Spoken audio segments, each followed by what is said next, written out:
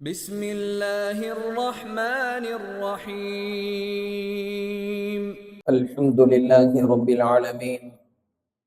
الصلاة والسلام على رسوله الأمين وعلى آله وصحابه الطيبين الطاهرين ومن تبعهم بإحسان إلى يوم الدين. وقال الله تعالى في القرآن الكريم: أعوذ بالله من الشيطان الرجيم. بسم الله الرحمن الرحيم. يوم نحشر المتقين إلى الرحمن وفدا. وقال رسول الله صلى الله عليه وسلم: إنما الأعمال بالنيات. صدق الله وصدق رسول الله صلى الله عليه وسلم. பேரன்பும் பெரும் கருணையும் கொடையும் மிக்க பேருபகாரி அல்லாஹ்விற்கே கோடான கோடி புகழ். நபிகள் நாயகம் முஹம்மது ரசூலுல்லாஹ் ஸல்லல்லாஹு அலைஹி வஸல்லம் அவர்களின் மீதும், அவர்களை பின்பற்றி வாழ்ந்த சஹாபாக்கள், தாபிஈன்கள், தபஅ தாபிஈன்கள், உலமாக்கள், ஷுஹதாக்கள், சாலிஹீன்கள், இங்கு அமர்ந்திருக்கிற நம் அனைவரின் மீதும் அல்லாஹ்வின் அன்பும் அருளும் என்றென்றும் நிறைவாக உண்டாவதாக. அல்லாஹ்வின் கிருபையால் அவனுடைய பொருத்தத்தை நாடியவர்களாக அவனுடைய மாளிகையில் இஅ்திகாஃபுடைய நீயத்தோடு அமர்ந்திருக்கிற மார்க்க நண்பர்களே, அல்லாஹ் ஜல்ல ஷானுஹு தஆலா எந்த நல்ல விஷயங்களை தங்களுடைய வாழ்க்கையில் ஏற்று நடக்கும்படி கட்டளையிட்டுள்ளானோ அந்த விஷயங்களை தங்களுடைய வாழ்க்கையில் ஏற்று நடக்கும்படியும், எந்த விஷயங்களை விட்டு விலகி இருக்கும்படி கட்டளையிட்டுள்ளானோ அந்த விஷயங்களை விட்டு விலகி இருக்கும்படியும் எனக்கும் உங்களுக்கும் தக்வாவை கொண்டு, இறை அச்சத்தை கொண்டு நசீஹத் செய்தவனாக எனது உரையை ஆரம்பம் செய்கிறேன். அல்லாஹு ஜல்ல ஷானுஹு தஆலா எந்த காரியங்களை செய்ய வேண்டும், எந்த காரியங்களை தவிர்த்து கொள்ள வேண்டும் என்கின்ற அடிப்படையிலான ஷரியத்தை நமக்கு வழங்கியிருக்கிறான். ஆனால் சில நேரங்களில் ஷரியத்தை பின்பற்றுவது என்பது சிரமமாகி போய்விடுகிறது. காரணம், உலகத்தினுடைய லாப நஷ்டங்களை மையமாக கொண்டே எதை செய்யலாம் எதை விடலாம் என்று மனிதன் எண்ணுகிறானே தவிர மறுமையை குறிக்கோளாக கொண்டு செயல்படுவதில்லை. எனவே தான் செய்ய வேண்டிய காரியங்களை விட்டு விடுகிறான், தவிர்க்க வேண்டிய காரியங்களை செய்து விடுகிறான்.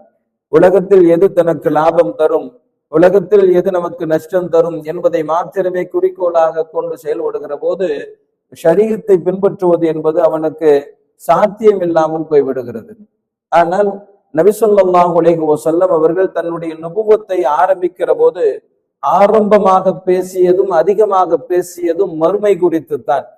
மறுமை அளவிற்கு நபி ஸல்லல்லாஹு அலைஹி வஸல்லம் அவர்கள் வேறு எது குறித்தும் பேசவில்லை. காரணம், மறுமையை குறிக்கோளாக கொண்டு ஒரு மனிதன் வாழுகிற போது இந்த ஷரீஅத்தை பின்பற்றுவது எளிதாகி போகிறது, அல்லாஹ்வுடைய பொருத்தத்தை பெறுவது என்பது சாத்தியமாகிறது. எனவே நபி ஸல்லல்லாஹு அலைஹி வஸல்லம் அவர்கள் சொன்னார்கள், மறுமையை குறிக்கோளாக கொண்டு வாழக்கூடியவனுக்கான 3 நன்மைகளையும், உலகத்தை குறிக்கோளாக கொண்டு வாழக்கூடியவனுடைய 3 நஷ்டத்தையும் நபி ஸல்லல்லாஹு அலைஹி வஸல்லம் அவர்கள் இவ்வாறு குறிப்பிட்டார்கள். யார் மறுமையை குறிக்கோளாக கொண்டு வாழுகிறாரோ அவர் காலையில் எழுகிற போதே வறுமையினுடைய பயத்தை அல்லாஹு ஜல்ல ஷானுஹு தஆலா நீக்கி விடுகிறான். இரண்டாவது, சிதறி கிடக்கக்கூடிய காரியங்களை அல்லாஹ் ஒன்று சேர்த்து தருகிறான். மூன்றாவது, உலகத்தை அவரிடத்திலே சரணடைய செய்கிறான் என்பதாக நபி ஸல்லல்லாஹு அலைஹி வஸல்லம் அவர்கள் சொல்லுகிறார்கள். உலகத்தை குறிக்கோளாக கொண்டு வாழக்கூடியவருக்கான தீங்கை நபி ஸல்லல்லாஹு அலைஹி வஸல்லம் அவர்கள் இப்படி சொன்னார்கள். அவருக்கு காசு பணம் இருந்தாலும் கூட நஷ்டமாகி விடுமோ என்கின்ற பயம் ஏற்பட்டுவிடும். வறுமை சார்ந்த பயம் அவருக்கு இருக்கும், காசு பணங்கள் இருக்கும், வசதி வாய்ப்புகள் இருக்கும், ஆனால் நஷ்டமாகி விடுமோ என்கின்ற பயம் அவரை தொற்றிக்கொள்ளும். முதலாவது நஷ்டம். இரண்டாவது என்ன, இலகுவாக செய்ய வேண்டிய காரியத்தை அவர் ஓடி ஓடி செய்யும் அளவிற்கு அல்லாஹ் ஒன்றாக செய்ய வேண்டிய காரியத்தை அல்லாஹ் சிதறடித்து விடுவான் என்பதாக நபி ஸல்லல்லாஹு அலைஹி வஸல்லம் அவர்கள் சொல்லுகிறார்கள். மூன்றாவது, அவர் எவ்வளவு உலகத்தை தேடி சென்றாலும் கூட எதுவும் அவருக்கு கூடுதலாக கிடைக்காது, அல்லாஹ் நாடியதை தவிர என்பதாக நபி ஸல்லல்லாஹு அலைஹி வஸல்லம் அவர்கள் சொல்லுகிறார்கள். ஆக ஒரு முஸ்லிமினுடைய வாழ்க்கையினுடைய அத்துணை அசைவுகளும் மறுமையை குறிக்கோளாக கொண்டு இருக்க வேண்டும். அதன் மூலமாக இலகுவாக வெற்றி அடைய முடியும் என்கின்ற தாரக மந்திரத்தை நாம் மீண்டும் மீண்டும் சிந்தித்து உணர கடமைப்பட்டிருக்கிறோம். மறுமை குறித்து நபி ஸல்லல்லாஹு அலைஹி வஸல்லம் அவங்க நிறைய சொல்லியிருக்கிறார். அதாவது கபீரில் இருந்து மனிதன் எழுப்பப்படுகிற போது 3 வகையில் அவர்கள் எழுப்பப்படுவார்கள். முதலாவது சாரார் யார் அப்படின்னு சொன்னா, அவர்கள் கபரில் இருந்து எழுகிற போது பிரகாசத்தோடு எழுவார்கள், ஒளிமயமானவர்களாகவே எழுவார்கள். அவர்களை மலக்குமார்கள் வரவேற்பார்கள். உயர் ரக வாகனங்களில் அமர வைத்து அவர்களை மஹ்ஷருக்கு அழைத்து செல்வார்கள். இது முதலாவது சாரார். இரண்டாவது சாரார் அவர்கள் நடந்தவர்களாக செல்வார்கள், நடந்தவர்களாக மஹ்ஷருக்கு செல்வார்கள். மூன்றாவது சாரார் அவர்கள் முகம் குப்புற இழுக்கப்பட்டவர்களாக மஹ்ஷருக்கு இழுத்து செல்ல வருவார்கள் என்பதாக நபி ஸல்லல்லாஹு அலைஹி வஸல்லம் அவர்கள் சொன்ன போது சகாபாக்கள் கேட்கிறார்கள், யா ரசூலல்லாஹ், முகத்தால் எப்படி அவர்கள் நடந்து வருவார்கள் என்பதாக. அப்போது நபி ஸல்லல்லாஹு அலைஹி வஸல்லம் அவர்கள் சொன்னார்கள், உலகத்தில் காலால் நடக்க செய்தவன் நாளை மறுமையில் முகத்தால் நடக்க செய்து விடுவான் என்பதாக நபி ஸல்லல்லாஹு அலைஹி வஸல்லம் அவர்கள் சொன்னார்கள். கபரில் இருந்து எழுகிற போதே மஹ்ஷருக்கு இந்த நிலையில் தான் அவர்கள் வருவார்கள் என்பதாக நபி ஸல்லல்லாஹு அலைஹி வஸல்லம் அவர்கள் சொல்லுகிறார்கள். சிராத்துல் முஸ்தகீம் என்கின்ற பாலத்தை கடப்பது என்பது மறுமையினுடைய மிக முக்கியமான கட்டங்களில் ஒன்று. நமக்கு தெரியும் இல்லையா? ஹஜ்ரத் இப்னு மஸ்ஊத் ரலியல்லாஹு தஆலா அன்ஹு அவர்கள் அறிவிக்கக்கூடிய ஹதீஸ், நபி ஸல்லல்லாஹு அலைஹி வஸல்லம் அவங்க சொல்றாங்க, சிராத்துல் முஸ்தகீம் பாலத்தை கடக்கிற போது சிலருக்கு அல்லாஹு ஜல்ல ஷானஹு தஆலா மலை போன்ற ஒளியை தருவான். அந்த ஒளியை அவர்கள் பயன்படுத்தி மிக இலகுவாகவும் வேகமாகவும் சிராத்துல் முஸ்தகீம் பாலத்தை கடந்து சென்று விடுவார்கள். சிலருக்கு அல்லாஹு ஜல்ல ஷானஹு தஆலா பேரித்தம் பழம் அளவிற்கு ஒளியை தருவான். அவர்கள் அதற்கு தகுந்தவாறு சிரமத்தோடும் மெதுவாகவும் பாலத்தை கடப்பார்கள். சிலருக்கு அல்லாஹு ஜல்ல ஷானஹு தஆலா ஒரு மனிதனின் அளவிற்கு ஒளியை தருவான். அவர்கள் அதற்கு தகுந்தவாறு சிராத்துல் முஸ்தகீம் பாலத்தை கடப்பார்கள். ஆக குறைவாக ஒளி தரப்படக்கூடியவர் அவருடைய பெருவிரல் அளவிற்கு ஒளி தரப்படுவார். அந்த ஒளி சில நேரம் எரியும், சில நேரம் அணையும். அப்படிப்பட்ட நிலையில் அவர் சிராத்துல் முஸ்தகீம் பாலத்தை கடந்து செல்வார். சிலருக்கு ஒளியே இருக்காது, இருளில் அவர் கடக்க முயற்சிப்பார், அவரால் கடக்க முடியாமல் நரகத்தில் விழுவார் என்பதாக ஹஸரத் இப்னு மஸ்ஊத் ரலியல்லாஹு தஆலா அவர்கள் சொல்லுகிறார். கபருக்கு போகிற போது அவரவர்களும் அவரவர்களினுடைய தரத்திற்கு தகுந்தவாறு தான் அவர்கள் போகிறார்கள். கபரிலிருந்து எழுப்பப்படுகிற போதும் அவரவர்களும் அவரவர்களினுடைய ஈமானிய தரத்திற்கு தகுந்தவாறு தான் எழுப்பப்படுகிறார்கள். சிராத்துல் முஸ்தகீம் பாலத்தை கடக்கிற போதும் அவரவர்களும் அவரவர்களினுடைய தரத்திற்கு தகுந்தவாறு தான் உதவி செய்யப்பட்டு சிராத்துல் முஸ்தகீம் பாலத்தை கடக்கிறார்கள்.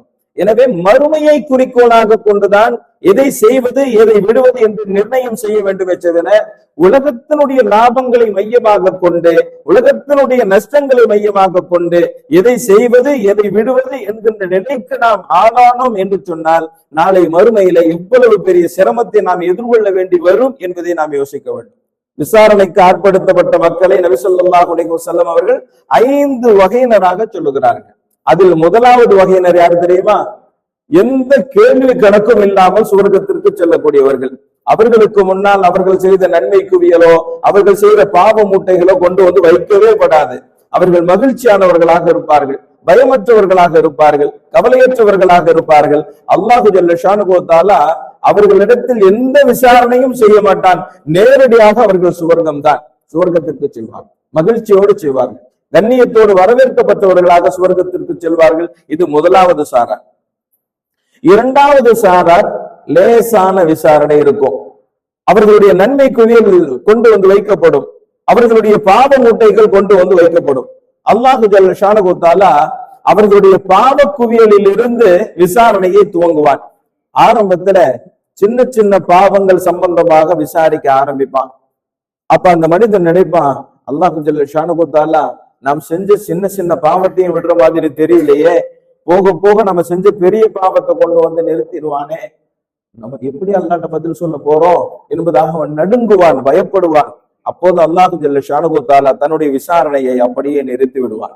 நிறுத்திவிட்டு அவனை பார்த்து அல்லாஹ் சொல்லுவான், உலகத்தில் நீ வாழுகிற போது பாவம் செய்தாய், ஆனால் செய்துவிட்டு நீ என்னை பயந்து கொண்டிருந்தாய் அல்லவா, எனவே தான் உலகத்தில் உன்னுடைய பாவத்தை மற்றவர்களின் பார்வையில் இருந்து நான் மறைத்தேன், இப்போதும் நான் மறைத்து விடுகிறேன், எனவே நீ சுவர்க்கத்திற்கு செல் என்பதாக அவன் பயப்படுவதை பார்த்து அல்லாஹு ஜல்ல ஷானஹு தஆலா ஆரம்பித்த விசாரணையை பாதியில் நிறுத்திவிட்டு லேசான விசாரணையோடு அவரை சுவர்க்கத்திற்கு அனுப்பி விடுவான். இது இரண்டாவது சாரார். மூன்றாவது சாரார் நபி ஸல்லல்லாஹு அலைஹி வஸல்லம் அவர்கள் சொல்லுகிறார்கள், அவருடைய நன்மை குவியல்கள் கொண்டு வந்து வைக்கப்படும், அவருடைய பாவ மூட்டைகள் கொண்டு வந்து வைக்கப்படும். அல்லாஹு ஜல்ல ஷானஹு தஆலா சிறிது முதல் பெரிது வரை துருவி விசாரிக்க ஆரம்பிப்பான். அல்லாஹ் யாரை துருவி விசாரிக்க ஆரம்பித்து விடுகிறானோ அவர் சிக்கிக் கொண்டார் என்பதாக நபி ஸல்லல்லாஹு அலைஹி வஸல்லம் அவங்க சொல்றாங்க. பயப்படுவான், நடுங்குவான், காரணம் சொல்வான், என்னென்னவோ பிதற்றுவான். ஆனால் அல்லாஹ்வினுடைய விசாரணையில இருந்து தப்பிக்கவே முடியாது. இன்னல்லாஹ ஸரீஉல் ஹிசாப். அல்லாஹ் ஜல்ல ஷானஹு தஆலா கணக்கிடுவதில், மதிப்பீடு செய்வதில் மிகவும் துல்லியமானவன், விவேகமானவன், வேகமானவன். அல்லாஹ் யாரை துருவி துருவி விசாரிக்க ஆரம்பித்து விடுகிறானோ அவர் சிக்கிக் கொண்டார் என்பதாக நபி ஸல்லல்லாஹு அலைஹி வஸல்லம் அவங்க சொல்றாங்க. இது மூன்றாவது சாரார். இவர்களை பொறுத்தவரை இவர்கள் அவரவர்கள் செய்த பாவத்திற்கு தகுந்தவாறு நரகத்திற்கும் செல்வார்கள், பிறகு மன்னிக்கப்பட்டு சுவர்க்கத்திற்கு செல்வார்கள். நான்காவது சாரார் விசாரணையில் கேவலப்படுத்தப்படக்கூடியவர்கள். நபி ஸல்லல்லாஹு அலைஹி வஸல்லம் அவர்கள் சில பாவங்களை சொல்லி, இந்த பாவங்களை சதாபம் செய்தவர் எப்படியெல்லாம் மறுமையில் கேவலப்படுத்தப்படுவார் என்பதாக நபி ஸல்லல்லாஹு அலைஹி வஸல்லம் அவர்கள் சொல்லி இருக்கிறார்கள். வட்டி சாப்பிட்டவர், மோசடி செய்தவர், அதிலும் ஆக மோசமாக கேவலப்படுத்தப்படக்கூடியவர் மக்கள் அனைவரும் ஒருவரின் மீது நம்பிக்கை வைத்து அவரை தேர்வு செய்து அவரிடத்தில் ஒரு பொறுப்பை ஒப்படைத்து அந்த பொறுப்பை யார் மோசடி செய்கிறாரோ அவர் மிக பெரிய அளவில் கேவலப்படுத்தப்படுவதாக நபி ஸல்லல்லாஹு அலைஹி வஸல்லம் அவர்கள் சொல்லுகிறார்கள். இவர்கள் நரகவாசிகள். இவர்கள் நரகத்தில் சதாவும் நிலைத்திருக்கக்கூடியவர்கள், கேவலப்படுத்தப்படக்கூடியவர்கள். நபி ஸல்லல்லாஹு அலைஹி வஸல்லம் அவங்க நிறைய பாவங்களை சுட்டிக்காட்டி, இந்த பாவம் செய்தால் நாளை மறுமையில் இப்படியெல்லாம் கேவலப்படுத்தப்படுவார்கள் என்கின்ற அடையாளங்களோடு சொல்லி இருக்கிறார்கள். ஐந்தாவது சாரார் பெருந்தன்மையோடு நடந்து கொள்ளப்படக்கூடியவர்கள். அவர்கள் பாவமும் செஞ்சிருப்பாங்க, நன்மையும் செஞ்சிருப்பாங்க. ஆனா அல்லாஹ் ஜல்ல ஷானஹு தஆலா அவர்களிடத்தில் பெருந்தன்மையோடு நடந்து கொள்வான். காரணம், அவர்கள் உலகத்தில் பெருந்தன்மை கொண்டவர்களாக இருந்தார்கள். பாவம் செய்தார்கள், நன்மையும் செய்தார்கள். ஆனால் அவர்களிடத்தில் இருந்த அந்த இயல்பான உணர்வு பெருந்தன்மையானதாக இருந்தது. அது அல்லாஹ்விற்கு மிகவும் பிடித்த குணம். எனவே அல்லாஹ் ஜல்ல ஷானஹு தஆலா ஒரு இடத்தில் நான் பெருந்தன்மையோடு நடந்து கொள்கிறேன் என்பதாக அல்லாஹ் ஜல்ல ஷானஹு தஆலா அவரை வெற்றி பெறச் செய்கிறான். நபி ஸல்லல்லாஹு அலைஹி வஸல்லம் அவர்கள் அது போன்ற சில நிகழ்வுகளையும் கூட சொல்லி தந்திருக்கிறார்கள். அவர் நிறைய பாவம் செஞ்சிருப்பாரு. அல்லாஹ் ஜல்ல ஷானஹு தஆலா மலக்குமார்கள்ட்ட இவரை கொண்டு போய் நரகத்துல போடுங்க என்பதாக சொல்லுவான். அவர்கள் எடுத்து செல்வார்கள். ஆனால் போகிற போது அந்த மனிதர் அல்லாஹ்வை மீண்டும் மீண்டும் திரும்பி திரும்பி பார்த்து கொண்டே போவார். அப்ப அல்லாஹ் ஜல்ல ஷானஹு தஆலா திரும்ப கூப்பிடுவான். கூப்பிட்டு, என்ன விஷயம், பார்த்துக்கிட்டே போறியே என்பதாக. நீ செய்த ஏதாவது ஒரு நன்மை விரும்பட்டு இருக்கா? இல்ல. நீ செய்த ஏதாவது ஒன்று எழுதப்படாமல் இருக்கிறதா? இல்ல. அப்படிலாம் இல்லை. அப்புறம் என்ன பார்த்துக்கிட்டே போறியே? அவன் சொல்லுவானா, நீ என்ன மன்னிச்சிருவேன்னு சொல்லி நான் நம்புனேன், ஆனா இப்படி ஆயிடுச்சே அப்படின்னு சொல்லுவானா. உடனே அல்லாஹ் ஜல்ல ஷானஹு தஆலா அவன் ரோஷம் கொண்டவன் அல்லவா, உடனே அப்படியா, உடனே நீ சொர்க்கத்துக்கு போ என்பதாக சொல்லி அல்லாஹ் ஜல்ல ஷானஹு தஆலா அவனிடத்தில் இருந்த அந்த நம்பிக்கை கேட்டு அல்லாஹ் ஜல்ல ஷானஹு தஆலா அப்படியா நீ சொர்க்கத்துக்கு போ என்பதாக பெருந்தன்மையாக அல்லாஹ் நடந்து கொள்வான். இன்னொரு நிகழ்ச்சியை நபி ஸல்லல்லாஹு அலைஹி வஸல்லம் அவங்க சொல்றாங்க. ஒரு மனிதனுக்கு 100 நன்மை இருந்தா சொர்க்கத்துக்கு போயிடலாம், 99 நன்மை இருக்குது. ஒரே ஒரு நன்மை இருந்தா சொர்க்கத்துக்கு போயிடலாம், ஒரு நன்மை இல்லை. இந்த மனிதன் என்ன செய்வானா, அந்த ஒரு நன்மை கிடைக்காதா என்பதாக அங்கேயும் இங்கேயும் ஓடி போய் யாராச்சும் ஒரு நன்மை எனக்கு தாங்களே, நான் சொர்க்கத்துக்கு போயிடுறேன் அப்படின்னு சொல்லி பல பேர்கிட்ட பார்ப்பான், பேசுவான், கெஞ்சுவான். அப்போ ஒரு என்ன பண்ணுவானா, உனக்கு என்ன ஒரு நன்மை வேணுமா, இந்த ஒரு நன்மை நான் தர வாங்கிக்க என்பதாக ஒரு நன்மையை கொடுத்துருவான். உடனே ரொம்ப சந்தோஷமாக ஓடி வருவானா அல்லாஹ்ட்ட, யா அல்லாஹ் அந்த ஒரு நன்மை கிடைச்சிருச்சு, நான் சொர்க்கத்துக்கு போறேன் என்பதாக. அல்லாஹ் சொல்லுவானா, இந்த மஹ்ஷரிலும் உனக்கு நன்மையை கொடுத்து உதவுனது யாருப்பா, அவரை கூப்பிடு என்று சொன்னா, ஒவ்வொரு நன்மையும் இன்னைக்கு எவ்வளவு தூரம் ரொம்ப முக்கியமானது. ஆனால் இந்த மஹ்ஷரிலும் உனக்கு ஒரு நன்மையை தந்து உதவக்கூடியவன் யாரு, கூப்பிடு என்பதாக அல்லாஹ் சொல்லுவானா. உடனே அவன் ஓடி போய் அல்லாஹ் கூப்பிடுறான் வான்னு சொல்லி அழைச்சிட்டு வந்துருவானா. அழைச்சிட்டு வந்தோம் அல்லாஹ் கேட்பானா, என்னப்பா உனக்கு அவ்வளவு தாராளமான குணமா, அந்த ஒரு நன்மை எப்படி கொடுத்த என்பதாக எல்லாம் கேட்பானா. அப்ப அவன் சொல்லுவானே, அல்லாஹ் என்கிட்ட இருந்ததே ஒரு நன்மை தான், எப்படியும் நான் நரகத்துக்கு தான் போறேன், அதுக்கு அவனாச்சும் சொர்க்கத்துக்கு போட்டோம், நான் வழக்கமா போற இடத்துக்கு போயிடுறேன் அப்படின்னு என்பதாக அவன் சொல்லுவானா. அப்ப அல்லாஹ் ஜல்ல ஷானஹு தஆலா, உனக்கே இவ்வளவு பெருந்தன்மை இருக்கும் போது நான் எவ்வளவு மகா கிருபையாளன், நீ சேர்ந்து சொர்க்கத்துக்கு போ என்பதாக சொல்லி அல்லாஹ் ஜல்ல ஷானஹு தஆலா 2 பேரையும் சொர்க்கத்துக்கு அனுப்புவதாக நபி ஸல்லல்லாஹு அலைஹி வஸல்லம் அவர்கள் சொல்லி காட்டுறாங்க. இன்னொரு நிகழ்ச்சியை நபி ஸல்லல்லாஹு அலைஹி வஸல்லம் சொல்றாங்க. ஒரு மனிதர் வருவார், அல்லாஹ் ஜல்ல ஷானஹு தஆலா அவருடைய பாவத்தை எடுத்தா அந்த பாவத்திலிருந்து விசாரணை ஆரம்பிப்பான். அந்த பாவத்தை பார்த்த உடனே பயம் வந்துடும், நடுக்கம் வந்துடும். அல்லாஹ்ட்ட சொல்லுவான், யா அல்லாஹ் இப்படி ஒவ்வொரு பாவமா எடுத்து என்ன விசாரிக்க போறியா என்பதாக கேட்பான். ஆமா, எல்லாத்தையும் விசாரிக்க போறேன் என்பதாக சொல்லும் போது ரொம்ப பயப்படுவான். யா அல்லாஹ் என்னை கேவலப்படுத்தினாதா அல்லாஹ், என்னை கேவலப்படுத்தினாத என்பதாக அவன் என்ன செய்வான், நடுங்கி கொண்டு சொல்லுவான்.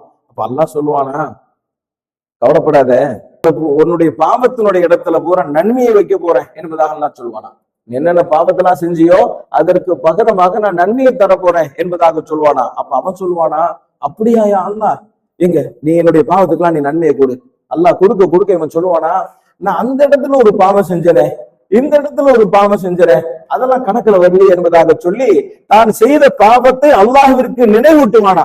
இதை சொல்லிவிட்டு நபி ஸல்லல்லாஹு அலைஹி வஸல்லம் அவர்கள் தன்னுடைய பற்கள் தெரியும் அளவிற்கு சிரித்தார்கள். அல்லாஹும் சிரிப்பானா. அப்ப மனிதன் அவனிடத்தில் அல்லாஹ் நடந்து கொள்ளக்கூடிய அந்த பெரும் தன்மையினுடைய வெளிப்பாடு, அவன் தான் செய்த பாவத்தை அல்லாஹ்விடத்திலே நினைவூட்டி இந்த பாவத்திற்கெல்லாம் நீ நன்மையாக கொடு என்பதாக கேட்பானா. இது பெருந்தன்மையோடு நடந்து கொள்ளப்படக்கூடியவர்கள். சில நேரங்கள் அல்லாஹு ஜல்ல ஷானஹு தஆலா இப்படி 5 வகையினரை நபி ஸல்லல்லாஹு அலைஹி வஸல்லம் அவர்கள் விசாரணையில் ஆட்படுத்தப்படக்கூடியவர்கள் குறித்து சொன்னார்கள். முதலாவது வகையினர் யார்? கேள்வி கணக்கே இல்லாமல் சொர்க்கத்திற்கு செல்லக்கூடியவர்கள். இரண்டாவது வகையினர் யார்? லேசான கேள்வி கணக்கோடு சொர்க்கத்திற்கு செல்லக்கூடியவர்கள். மூன்றாவது வகையினர் யார்? துருவி துருவி விசாரிக்கப்பட்டு அவரவர்களுடைய தகுதிக்கு தகுந்தவாறு நரகம் சுவர்க்கம் என்று பிரித்து செல்லப்படக்கூடியவர்கள். நான்காவது கேவலப்படுத்தப்படக்கூடிய நரகவாசிகள். ஐந்தாவது பெருந்தன்மையோடு நடந்து கொள்ளப்படக்கூடியவர்கள். அதனாலதான் இந்த மறுமை சம்பந்தப்பட்ட தலைப்புல மிக முக்கியமான ஒரு பகுதியாக அறிஞர்கள் குறிப்பிடுவாங்க. என்ன தெரியுங்களா? உலகத்துல இஹ்லாஸோடு இருந்துடும். எப்படி வாழ்ந்தோமோ, எவ்வளவு காசு பணம் சேர்த்தோமோ விட்டோமோ, பதவி பட்டங்களை பெற்றோமோ இழந்தோமோ, ஆனால் கொஞ்சம் இஹ்லாஸோட இருந்துட்டோம் அப்படின்னு சொன்னா அல்லாஹு ஜல்ல ஷானஹு தஆலா அவனுக்கு பிடித்த குணம் அவரிடத்தில் இருந்த காரணத்தினால் நாளை மறுமையில் அவரிடத்தில் அல்லாஹ்வும் பெருந்தன்மையோடு நடந்து கொள்வான் என்பதாக சொல்வார்கள். இஹ்லாஸ் ரொம்ப ரொம்ப முக்கியம். அந்த அரபியில கல்பே சலீம் அப்படின்னு சொல்லுவாங்க. கல்பே சலீம் என்பதாக சொல்லுவாங்க. இந்த வார்த்தை ரொம்ப ஆழமான பொருள் கொண்டு இருக்கக்கூடிய ஒரு வார்த்தை. இது சுவர்க்கம் செல்லக்கூடியவர்களுக்கு இருக்கக்கூடிய மிக பிரதானமான குணம் இது. இந்த கல்பே சலீம் ஒருத்தட்ட இருந்துச்சு அப்படின்னு சொன்னா அல்லாஹு ஜல்ல ஷானஹு தஆலா அவரை நரகத்துல போட மாட்டான். அறிஞர்கள் சொல்லுவாங்க, கல்பே சலீமினுடைய 7 அடையாளங்கள். கல்பே சலீம் அப்படின்னா என்னங்க? தூய்மையான உள்ளம், பரிசுத்தமான உள்ளம், இறைவனுக்கு பிடித்தமான உள்ளம். அந்த உள்ளத்திற்கான 7 அடையாளங்களை அறிஞர்கள் சொல்லுவாங்க. அதுல முதலாவது அடையாளம் என்ன தெரியுமா? என்ன காரியங்கள் செய்தாலும் அல்லாஹ்விற்காக செய்வது. இதுதான் முதலாவது அடையாளம். எதை செஞ்சாலும் சரி அல்லாஹ்காண்டி செய்யணும். அவருக்காக இவருக்காக கிடையாது. அல்லாஹ்விற்காக எதை செஞ்சாலும் செய்யறது. இது முதலாவது அடையாளம். இரண்டாவது அடையாளம் என்ன தெரியுமா? மக்கள் புகழ்கிறார்கள் என்பதற்காக கூட்டவும் மாட்டார், மக்கள் புகழவில்லை என்பதற்காக வேண்டி குறைக்கவும் மாட்டார். தன்னுடைய பொறுப்பை கரெக்டா செஞ்சுக்கிட்டு இருப்பார். அவங்க பாராட்டணும் இவங்க பாராட்டணுங்கிறதுக்காக வேண்டி கொஞ்சம் எக்ஸ்ட்ராவும் செய்ய மாட்டார். யாரு கட்டுக்கலையான்னு சொல்லிட்டு அதை விட்டுறவும் மாட்டார். தன்னுடைய பொறுப்பை நேர்த்தியாக செய்யக்கூடியவர். மக்களினுடைய பாராட்டுதல், மக்களுடைய புகழ்ச்சியின்மை இதை கணக்கில் கொள்ளாதது. இது இரண்டாவது அடையாளம். மூன்றாவது அடையாளம் தாயிமுல் திக்ர். அல்லாஹ்வை தன்னுடைய உள்ளத்தில் திக்ர் செய்து கொண்டே இருப்பார். அவருடைய சிந்தனையிலேயே இருப்பார். அவருடைய சிந்தனையிலேயே அல்லாஹ்வை இருக்க செய்யறதுக்கு ரொம்ப இலகுவான ஒரு வழிமுறை இருக்குது. என்ன அப்படின்னு சொன்னா நபி ஸல்லல்லாஹு அலைஹி வஸல்லம் ஒவ்வொரு காரியத்தையும் செய்யும் போது இந்த துஆவை செய்யுங்க என்பதாக சொன்னாங்க. சாப்பிடும் போது இந்த துஆ ஓதுங்க, சாப்பிட்டு முடிச்ச உடனே இந்த துஆ ஓதுங்க, சாப்பிட்டுக்கிட்டே இருக்கும்போது இந்த துஆ ஓதுங்கன்னு சொன்னாங்க. இது 3 துஆ தான் தெரியுது.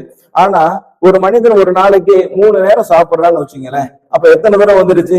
சாப்பிடும் போது 3 தடவை, ஓதும் போது, ஆரம்பிக்கும் போது 3 துஆ, முடிக்கும் போது 3 துஆ, சாப்பிட்டு இருக்கும் போது 3 துஆ இல்லையா? 3 தடவை சாப்பிடும் போது என்ன ஆயிடுது?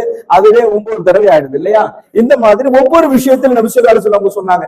கண்ணாடி பார்க்கும் போது ஓதுற துஆ, கண்ணாடி ஒரு நாளைக்கு 1 தடவையா பார்ப்போம், 3 தடவை பார்ப்போம் இல்லையா? இப்ப 3 தடவை அந்த துஆ ஓதிடலாம். டாய்லெட் போகும்போது, வெளியே வரும்போது, ஆடை மாற்றும் போது, வீட்டுக்குள்ள போகும்போது, வீட்டில இருந்து வெளியே வரும்போது, பள்ளிவாசக்குள்ள போகும்போது, பள்ளியில இருந்து வெளியே வரும்போது, ஒது செய்து கொண்டே இருக்கும் போது, ஒது செய்து முடித்தவுடன் என்று சொல்லி ஒரு 15 துஆவை நாம தெரிஞ்சு வச்சுக்கிட்டோம் அப்படின்னு சொன்னா அந்தந்த சந்தர்ப்பத்தில் அதை சரியாக ஓதினால் மட்டுமே ஏறக்குறைய 70 முறை அல்லாஹ்வை சிந்திக்கக்கூடிய, அல்லாஹ்வை நினைத்து பார்க்கக்கூடிய ஒரு இலகுவான அமைப்பு நமக்கு கிடைச்சிடும்.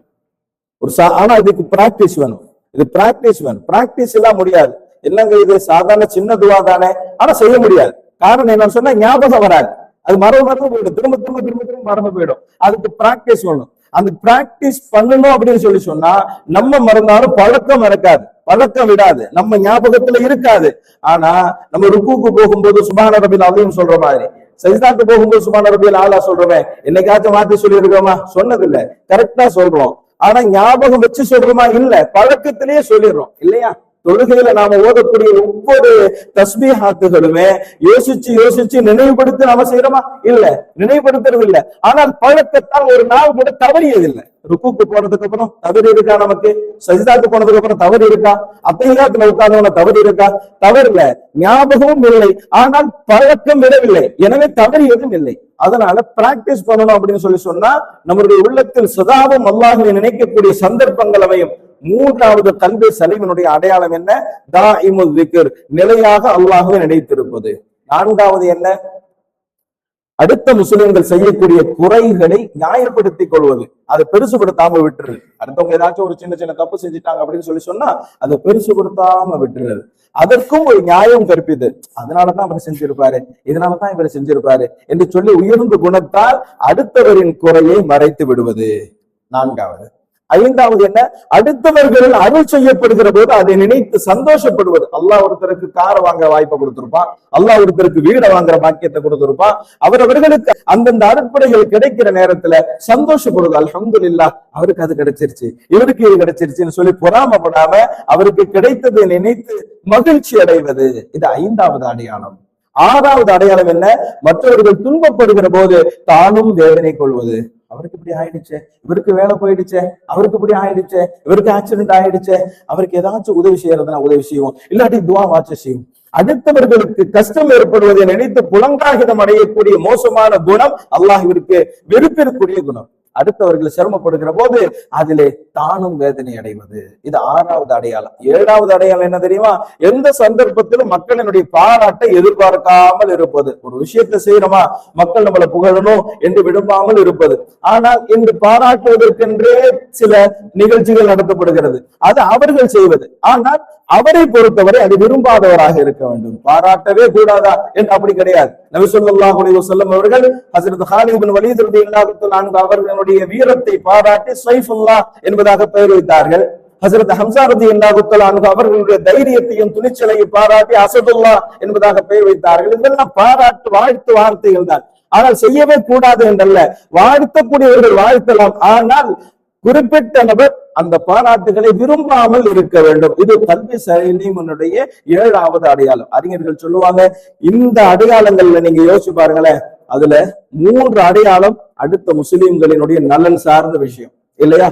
அடுத்தவர்களுடைய துன்பத்தை கண்டு சந்தோஷப்படாமல் இருப்பது, அடுத்தவர்களுக்கு கிடைக்கக்கூடிய பாக்கியத்தை நினைத்து சந்தோஷப்படுவது, அடுத்தவர்களினுடைய குறையை பெரிதுபடுத்தாமல் இருப்பது, இதுவெல்லாம் பெருந்தன்மை உள்ளவர்களுக்கு மட்டும்தான் சாத்தியம். இவர் நாளை மறுமையில் அல்லாஹ்விற்கு முன்னால் நிற்கிற போது அல்லாஹ் ஜல்ல ஷானுஹு தஆலா பெருந்தன்மையோடு நடந்து கொள்கிறான். அவர்களை அல்லாஹ் பிடிப்பதில்லை. அவன் பிடிக்க நினைத்தால் அவனிடத்திலிருந்து தப்ப முடியுமா? முடியாது. ஆனால் அல்லாஹ் ஜல்ல ஷானுஹு தஆலா விட்டு விடலாம் என்கின்ற எண்ணத்திலேயே அல்லாஹ் தன்னுடைய விசாரணையை ஆரம்பிக்கிறான். ஆக அல்லாஹ் ஜல்ல ஷானுஹு தஆலா மறுமையை குறிக்கோளாக கொண்டு, மறுமையினுடைய வெற்றி தோல்வியை மையமாக கொண்டு உலகத்தினுடைய எல்லா காரியங்களையும் செய்யக்கூடிய நல்ல பாக்கியத்தை அல்லாஹ் நாம் அனைவருக்கும் தந்தருள்வானாக. வஆகிரு தஅவானா அல்ஹம்துலில்லாஹி ரப்பில் ஆலமீன். அஸ்ஸலாமு அலைக்கும் வரஹ்மத்துல்லாஹி வபரகாத்துஹு. பள்ளிவாசலின் பராமரிப்பிற்காக வேண்டி தாராளமாக உதவி செய்யுங்கள். அல்லாஹ் ஜல்ல ஷானுஹு தஆலா நாம் செய்யக்கூடிய உதவிகளுக்கு நிரப்பமான நற்கூலியை வழங்குவானாக.